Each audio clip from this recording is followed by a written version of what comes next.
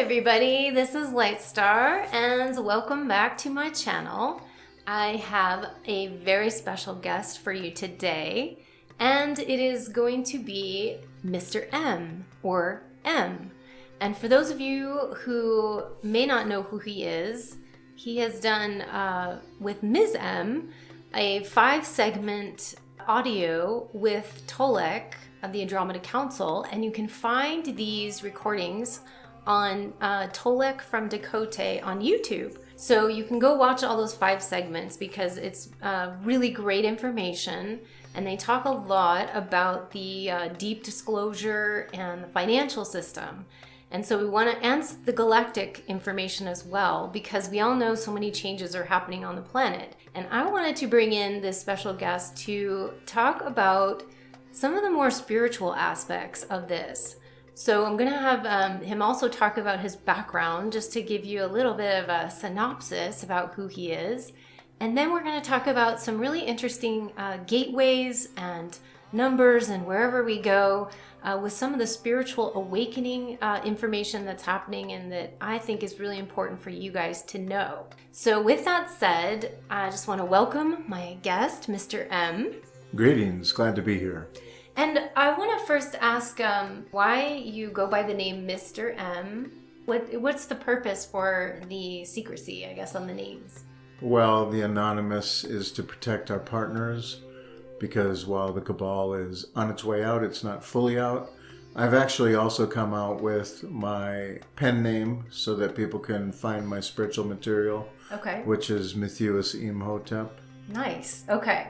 And so that's just a little snippet of why the secrecy of the names, okay? But now I want to get into what your background is in having to do with some of this financial stuff so that people know a little bit more about you.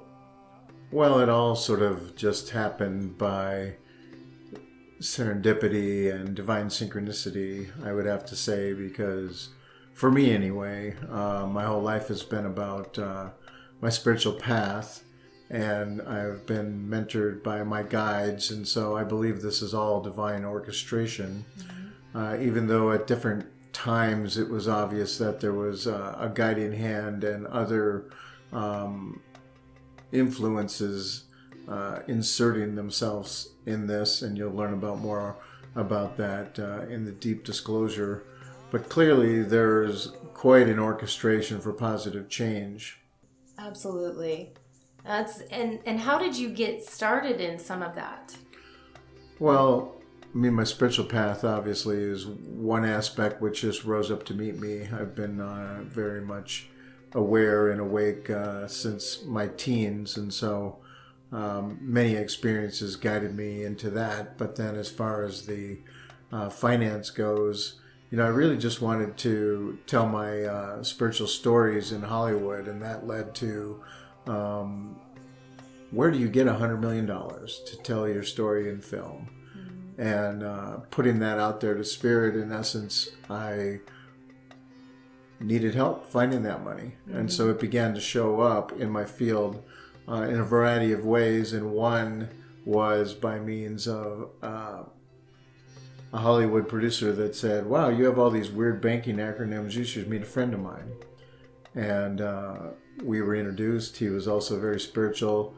We hit it off, and he basically brought me in deep behind the scenes with what he was doing with a couple of other gentlemen, which was building a new banking system for being the new global solution. Mm-hmm. Yeah, it's pretty profound, and your father has a lot to do with this whole background of everything too, which is pretty interesting just to note, because you come from this kind of technical background, and he comes from a technical background as well. Well, yeah, that was part of the, divine orchestration, I guess, because what he invented ended up being the primary systems that ran things like the Pentagon, Defense Intelligence Agencies, and the IRS and the Federal Reserve and other more secret agencies. Yeah, it's pretty fascinating when we learn about it at that level. And what I want to talk about today is more on the spiritual side, because you're much more than that, and much more than the finances and all of that, which is a very important part of our reality right now. But something very important is the spiritual awakenings that are happening. And you have some interesting information about certain gateways that are opening and certain seals that are opening. And I want to just go back a little bit so you can tell us how you came about these things, like learning about the numbers or the Egyptian ways, or what the different dates mean. Like, how did that come about? Well, for me, it was, again, something that I couldn't ignore when I had November 22nd or the number 1122 show up in my teens. Whenever I had an epiphany or was journaling and had the epiphany and would look at the clock, whenever there was a inspirational moment, I would see that number. And so I found that to be rather strange. And so it grabbed my attention and kept occurring until such time that in my late 20s, the date on the clock, every time November 1st showed up, it would be date and time both, that through the month of November the energy would build, and by November 22nd the energy would be coursing through my body. That went on for 7 years. Wow. Before I ended up in the Great Pyramid on that date, with an awareness of a portal or gateway that had been opened, and my consciousness traveled through it. And so that's actually inside the Great Pyramid. Inside, like physically. It wasn't like a spiritual like vision or something. No, I was physically went there for the date and the time of November 22nd, and was inside the sarcophagus on the hour of 11:22. And what happened on that time? Well, I left my body and went through a portal and went to the central sun and had a very powerful experience, and probably downloaded more information about this because my access and knowledge of the information is such that it seems like it's just a part of my being. Mm-hmm. Well, it's like interesting that you download all this information on a certain date, and then were you getting that after that time period, that there was a significance of every single time that 522, for example, would come around every year, that there was some significant download that was supposed to happen on that date? Well, what's interesting about 522 is, while it's my birthday, I learned later in my quest for this knowledge, or the beckoning that I had this knowledge within me, is that was the Silver Gate, and the Great Pyramid is orientated to it, as well as, of course, the silver, that being the Silver Gate, and the Golden Gate of November 22nd. The Great Pyramid and the causeways are built in alignment to demark those locations, as well as the equinox and solstice. But nonetheless, these were very significant times that were highlighted in the calendar in Dendera. On the ceiling, there's a very elaborate zodiac wheel, and there's symbols that don't exist anywhere else but on this calendar at those times and dates. And so the 522 is called the Silver Gate. Can you explain that a little bit, just for some people that actually, I know a lot of people may know what it is, but then some people are like, well, what's the Silver Gate? Like, what does that actually signify? What does that mean? Well, it primarily represents the goddess and Isis, and an alignment that occurs when the sun passes through the Milky Way at that particular time, and across the wheel, directly across the wheel at 11:22, the sun passes through the Milky Way again, and there's a particular orientation of, through the spiral of the Milky Way, that the energies of the central sun are magnified. And so this is like a portal opening on those particular gates. And so the 522 is the Silver Gate. 1122 is the Golden Gate. Yes. Or it's just called the Golden Gate. Also signifying what we were talking about this earlier, where coming, that it's signifying the actual dawn of the Golden Age.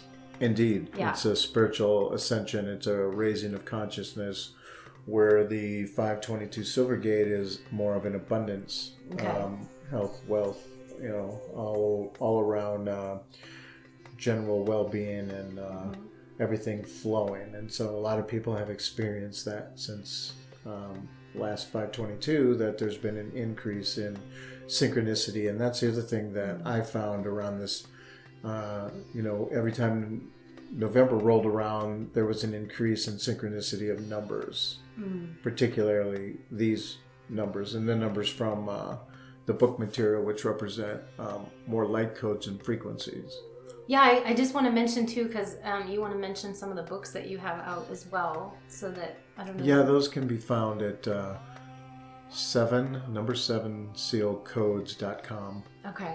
Yeah, because he has some information out there that's really fascinating about all of that. But I found it to be 2018, which is what we're in right now, that these are more significant dates. The 522 and this 1122, are they more significant in this 2018? Yeah, because of the celestial alignments, all the event horizons that have been occurring with the blood moons and the equinoxes and everything. The intensity of frequency for awakening has been accelerating.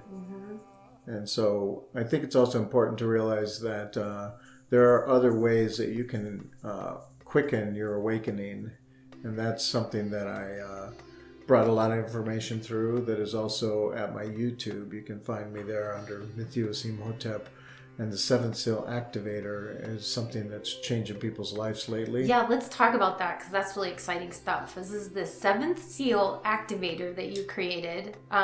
He's also a amazing artist, so I have to say that because I'm an artist, so I love artists as well. Awesome art that is just very activating in itself, with numbers and the ancients, all sorts of things that come into one image. So we want to actually have you go take a look at that too. But bringing in the seventh seal, what does that mean? How did you come about that, and how did you put that together? Well, I channeled a particular image in 1996. I just grabbed a ruler and a compass, and it came right out of me rather quickly. And in attempts to redraw it, it's a little challenging. So, but the second time that I channeled it and drew it, I brought through number sequences that correlate to sacred geometry images. And so when you put the right numbers on the right apex points and such, then a activation sequence occurs, and there's almost like a holographic or multidimensional energy that's set up. A lot of people have expressed that they feel like while they're sitting on it or looking at it or holding it to their heart or whatever they're guided to do, that it feels like they're inside the Great Pyramid. Oh, nice. That's awesome. Yeah, we need some of that. Well, I wanted to ask this question because we hear, okay, the seventh seal, there's that. But then, so what does that mean? Is there a first seal, a second seal, a third, fourth, fifth, and sixth? Well, and the correlation there is that the seventh seal is the crown chakra, and there were temples built along the Nile that an initiate would go through that would begin to open up their centers, their chakras. And the final initiation was in the Great Pyramid. It's been talked about that they would put you in the sarcophagus, put the lid on it, and leave you in there for 3 days, and your own inner light would, turn on, or you may have some other problems. Yep. Turn on or off, whichever way you want to go, I suppose. Interesting. So that's really fascinating where that turned on. And particular to that, Drumvalo, Melchizedek, and the Flower of Life talked about the en masse awakening of the planet, and that these chakras were awakening, like back in the time of the hippies and the peace movement and everything. The heart was awakening, and so we've seen through the decades that the throat was all about the internet and more information, and with that more information we gained access to more spiritual information, which opened up our third eye. And the sixth seal actually opened 4 Easters ago when my guides came through and told me it was time to bring my information to the next level, and I downloaded more codes, but they said I couldn't release it until the 7th seal, which was last November 22nd, that the door began to crack open on this whole golden age time. Yeah, so this is like, you've been sort of holding all this content, sitting on all this knowledge, this spiritual wisdom of all of this, and hadn't really been able to necessarily share what you wanted to share until this time. So this is where I think a lot of us are getting these downloads anyway, of just like, it's time, now to like open up the doorway with whatever we have to share. It's very important that we do that at this time. So yours is certainly coming forth. And so the 7th seal activation said, okay, it's time to bring this information forth. And in your way, it's through art, through activation, through codes, probably through writing, as I'm quite sure you're not done with writing books. Yeah, hints, right? Yeah. I know there's coming. There's a lot of content that I've formulated over the last decade, because I realized I wrote my first 800-page book 20 years ago. It took me approximately 7 years to write, and while waiting, I've come forward with a lot more information that I've been releasing in videos. But yes, there's a book, The Lost Codes, coming soon. Are there other dates that that you can think of that are significant? I mean, these are some of the ones we talked about. Well, yeah, it's interesting that the 22nd, which is partial to me, of course, but that apparently there's a lot of deities that have been born on the 22nd, like Isis, June 22nd, and of course the 4 primordial archetypes there of Osiris, Set, Nephthys, and Isis, all were born on these equinoxes and solstices, which typically fall on the 21st, sometimes the 22nd, etc. But actually, when you create a wheel with all those at the 22nd and you do numerology, these codes actually pop out. These underlying keys, I guess I would call them, become more obvious in all the work that I've done. I'm going to be bringing forward even more lost codes. I'm calling it the Lost Germain Code. And it actually has to do with how the English language was encoded with some of these key codes, and further that Saint Germain, before he faked his death, he was Sir Francis Bacon, and he was commissioned to finalize the King James Version Bible, and he put some of these codes in there. And we were talking about that. That has to do with light language as well, right? Yeah, and one of the codes is 722, which is the Feast of Mary Magdalene, by the way. So 722 is another date, okay? And what does that mean for people that don't know what that is?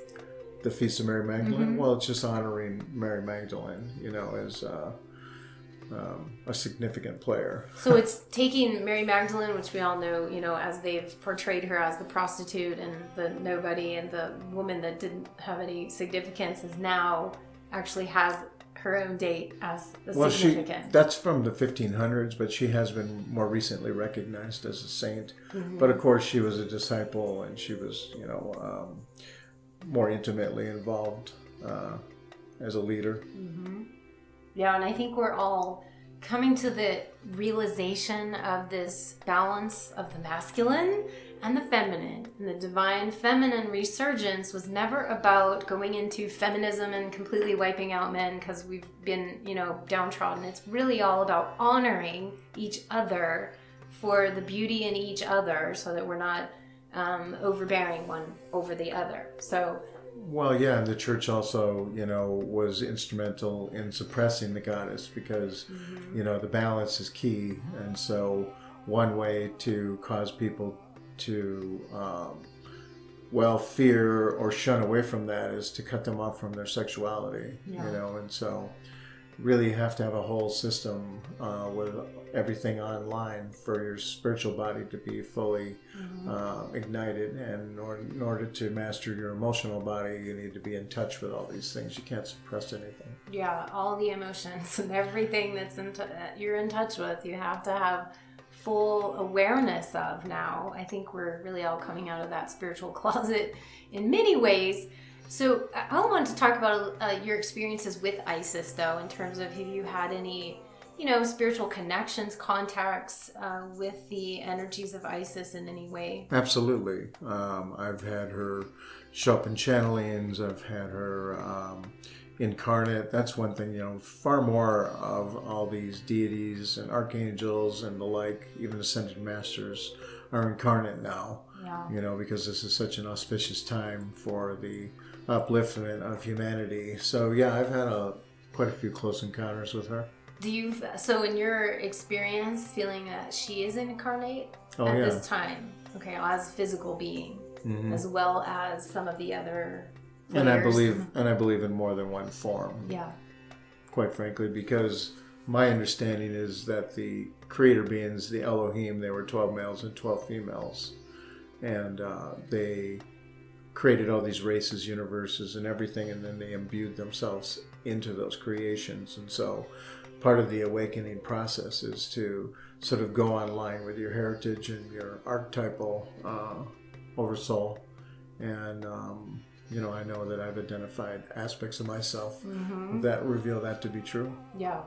I think that's where we get the consciousness that we're all one, we're all connected, so we're not really divided between even our spiritual guides or the ascended masters, or they have obviously been doing this work and gotten to this consciousness level, but yet we're really all them too. So I think we're all starting to realize that a little bit more, so we don't feel so separate, and the consciousness of like we have to worship these beings, it's more like, they're our friends, they're our entrusted, partners. And they're us. I mean, again, we're, bifurcated. And, part of the way that became very apparently obvious to me was meeting, this whole idea of twin flames. So I've met many that carry that frequency, that ray, that whatever you want to call it. And so I feel that... how much better is that there's duplicates? Yeah, that is not... Then there's only one. Just one, and that's it, and then you're done, and nobody, and what happens if that one's not here? We didn't get along, I blew it. So yeah, it's very true. There are a lot of different concepts out there about the twin flame, this twin flame energy, and that it has to be a certain way. When we're learning, no, it doesn't. There's a lot more to it than that, and to know that we're not limited in any way with it, so that we're not, if we don't have our other half here, that we're nothing, we're just like, oh great, now we're never going to be anything because the other half's not here. It's like, well, no, we're all really about, empowering ourselves on the inside to become, and knowing that we're all one anyway, doesn't matter, so there's no limitation to our connections with other people. Well, and one thing that's important to realize there that I wrote about 20 years ago is the great importance for self-love.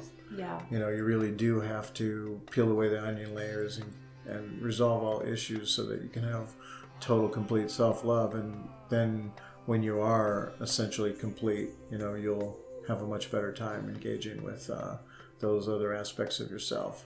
That's a really good point, because I was thinking these new activations, well, not new, but the more intense activations this year that have opened. And so some of us still carry, stuff from the past. We're not all perfect about getting it, we're still working on ourselves. So is there, because we just opened the Silver Gate and then we're going into the Golden Age, but if we still have stuff that we're dealing with, which I assume is going to come up. Don't worry. It's going to come up. We're not going to be you can't hide stuff anymore, I think is the main thing. Every 22nd leading up to November 22nd is going to be an intensification window, in essence. And by the way, we're going to be doing 7 seal activations as a group meditation, and hope to expand that around the world with more people that are exposed and aware of this, so that we can radiate the crystalline grid with this higher consciousness and frequency and intention, because everything really is intention. So the more people we have on board, the more we're going to optimize that golden gate for a bigger bang of greater awareness. That's really awesome. I love that. I just thought I wanted to go back a little bit to the light language, because obviously people like to hear light language activations, but I want to hear your take on it, where you were saying that the codes were embedded via Saint Germain, right? Before he embedded them. And then was the idea or the consciousness for him when he embedded those to activate at a certain time or an era of time? Well, I do believe that there was an awareness of very particular times, specifically the 1122, but we're very keen on the fact that we've been in a time loop. Mm-hmm. I've essentially had a cosmic scientist and time traveler and other ways confirm that we've been doing this over and over to perfect the optimization of the Golden Gate. And so it's important. We never made it this far. The last time at 2012, we had to reset the clock because we didn't have enough critical mass. And so this time we're sort of in uncharted waters. Yeah, I see what you're saying, where we've gone past this point. We hadn't gone past this point before. So this is kind of like, well, what do we do now? How's this going to look? What does this mean? And if we unleash, some of the things within us that we haven't quite gotten to, where are we going to be? Like, will we be X-Men? Will we be super people, flying around? And will we have these experiences that all these things are opening us up, including light language, that just expands our consciousness? Where will we end up? Right, and so these clues were left for us by ourselves. Every time we went to the past, because we had this more elevated awareness and this wisdom of these light codes and frequencies and the effect they have on our consciousness. So these particular number series and sequences, that's why they were embedded in the English language. They were so we wouldn't miss them and forget them, and they were encoded in a variety of places and things, so that it would be, well, part of my job was to remember that, to bring it into our more aware consciousness. Is there a significance? Well, I know there's significance to the numbers of 1111, because everybody's always seeing 1111 as the awakening. But there's so many other numbers too. 222, all the 333. Sometimes people see it on the clock like every hour. I know I have. So there's actually a bunch more numbers that are a little less obvious. I would say like 153, or of course everybody's becoming more familiar with 432. I was just going to say that. But there's a variety of them that have correlation to deeper things. And one thing that I think that's important to understand, that's very easy to grasp, if you take a circle and it has 360 degrees, and you go around at certain 90 degrees and other demarcations that represent, those equal distances. By the way, 225, 522 is one of them, and so you have 72, of course, and so these sacred numbers like 144, while they also show up in the Fibonacci sequence, it's interesting to note that the 72 names of God, well, how come there's 72?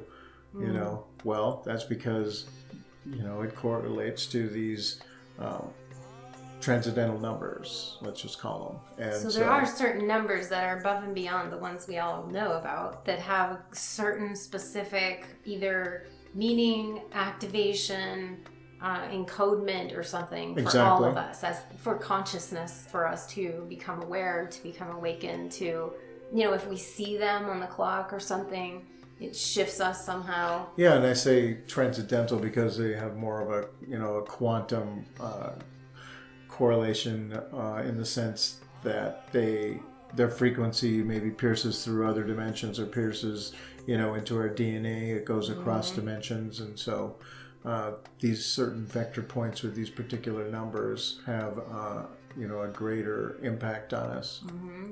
Absolutely. I mean, there's like I know that a lot of us in numerology, obviously we have a connection with numerology, and then there's the Pythagorean numerology, and there's even the gematria. Did I say that right? Yeah. Gematria. So in your view, like, what's the difference between those, and which one do you kind of focus more on? Well, I'd sort of take it all into account, but I'm more keen on the ones that represent kind of the master cipher. And that was what was encoded into the English language by adding one letter, because Tudor English, we only had 25 letters. And so, in order to have sort of a higher dimensional quality, there needed to be certain numbers have to be hit, and certain formulas achieved. And so they added an extra letter, which was J, because before that, John and Jesus were spelled with an I.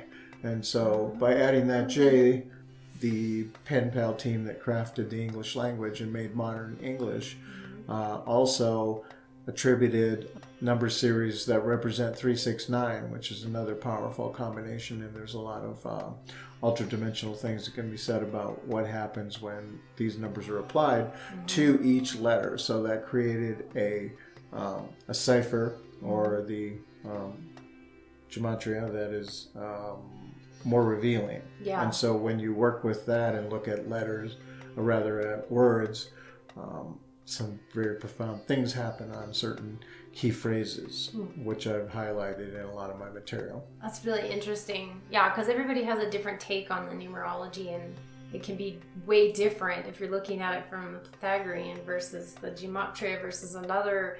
So then it can be like more confusing, but I still think there's general numbers that still everybody can agree upon, that is like within our culture here, especially starseeds, where we're all getting these activations that's happening, and it's really the sign of the times of us being activated for a lot of different purposes. Absolutely. It's really rather exciting to learn more about and watch. I guess I was just say, if there's anything that you would like to share about something that we may have not touched on, or something that you can think of that you want to share for people to know what's maybe upcoming, you want to share about. Well, and some of this stuff's a little bit difficult to wrap your brain around, but recognize that, light, sound, frequency, information, they're all one and the same. And so, numbers carry frequency, carry information. The Pythagoreans, they said that all of the universe is made up of numbers. And so I think what we need to understand is that anything is possible. And the important thing is to keep our minds open and watch our thoughts. Because, if we don't think something's possible, it certainly isn't. And time is so malleable right now. And the power to manifest is easier than ever. And so one thing the seventh seal activator does is it really shifts consciousness and rearranges your field and aligns you to your higher purpose, and is kind of a golden key to your multidimensional self, as people have described it to me. And so, it certainly had that effect on me. I didn't know it was happening. But here we are. Is there a 8th seal or a 9th seal? Of course. So are those something that have been projected out in time for, our linear time? I know it's not really, all time's all happening at the same time, but literally if there is a projected timeline, or is it just that we go along as... Well, I believe that we will awaken into higher levels of consciousness as we proceed, and come online more and open up, these higher chakras and energy centers.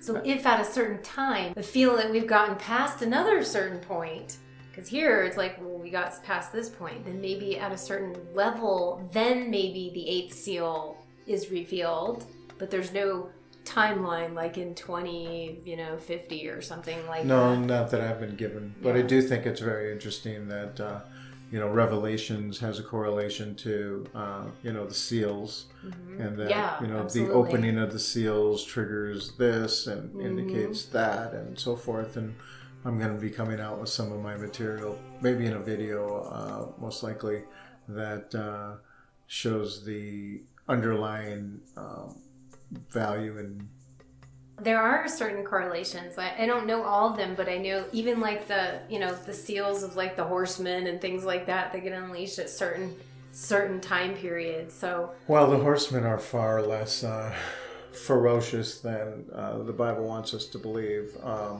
In fact, I have one of my videos out called The Key of Enoch, and it touches on that.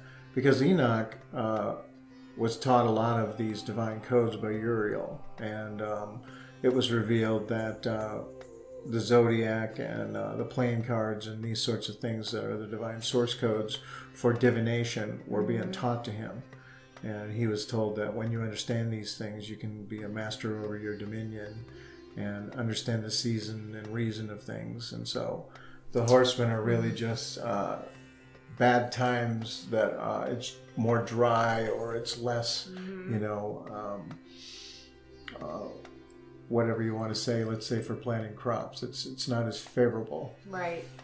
Yeah, well, that makes sense. But it's kind of interesting because we talk about the seals, and that's where I think people get a mental about visual or remembrance of, isn't that in the Bible? Mm-hmm. So there is interesting, I'd be curious to watch that as well to see the difference. Like, what's the difference between what you're saying about it and versus how the Bible actually said it? Well, for example, the sixth seal, it said the Lord will come. Okay, and what we did activating the sixth seal is we opened our third eye. And so everybody in this Christ consciousness awareness, which I simply like to call divine consciousness, because it's far more universal and expansive, we went more online with the ability to see and to know. I just got ringing in my ear confirmation for that. So it just happened right now. So I was like, it didn't mean one person was coming. It meant divine consciousness arrived. Okay, and so here we are with the seventh seal, which is indicated as, sort of the end times in the Bible. Well, obviously it represents more the beginning time, and this is all, going to a higher level when you open your crown chakra and go online with your, your higher aspects. Yeah, it's kind of a very similar, where we look at the end times, like even in the Mayan calendar, it's like not the end times in terms of everything falling apart, dying, and everyone getting wiped off the planet, but yet a whole new what was wave. Even interesting about that, they recently reported that they had that wrong, and that the Mayan calendar, only was a cycle that ended, and another cycle actually ended on May, was like right around the 23rd. Maybe it should have been the 22nd. Most recently, exactly. And it was the beginning of the 9th cycle, and it was be very, cosmically aligned for awakening this unified consciousness. So, they really knew what they're talking about, and they, in many ways, are us, and we're remembering who we are. That's absolutely true, and I'm excited to. I brought some of this information through you, so. I also want to let's highlight a event that is happening here in Sedona on July 28th at the Creative Life Center, and you're putting on an event. So talk a little bit about that. The Seven Seal Summit. You're going to be there. Seven Seal Summit. Yes, I'm going to be there too with a bunch of people that are going to be doing some healings and some. Just opening more awakenings. So it's going to be focused on the spiritual side. There's going to be a powerful channel that channels Metatron. So aside from positive messages, we're going to do super activation. Yeah. We're going to really charge it up and run these higher frequencies. So it's a great way to do that because you're going to do the seventh seal activation there. Too, and right? certainly, the reason we're meditating on the 22nd leading up to these things is because the more people you get doing it at the same time, it's more magnified, and that vortex is amplified, and our intention is manifest sooner. And to manifest that in a vortex that we are in Sedona, it can't be any more perfect place to amplify that for everybody. Precisely. Yeah. So, it's been my pleasure. Tell people how they can get a hold of you, where they can get a hold of you on your many, different sites that you have. If you want to email me and find out anything more directly, you can email me at germainetrust@gmail.com. Okay, that's your direct email. Okay. And Well, then, it's for all of this. yeah. Yeah, So, but that's fine. I field a lot of stuff there from Deep Disclosure. okay. But of course, we talked about the website. You can go to Deep Disclosure, and under Contact Us, it does lead you over to the 7 Seal Codes site. And I think for those of you, again, I'll put this in the links in the description here on my YouTube channel that will have all those links in there so that they can also get there. And then Tolex, just in case you want to have the background, the 5 segments again are on Tolex YouTube channel, Tolek from Decode, I believe. Yeah, and you can find it off at deepdisclosure.com. You know, there's a YouTube that'll start playing down at the bottom. One more mention would be that I do a 7th Seal activation. You know, you can write me about that.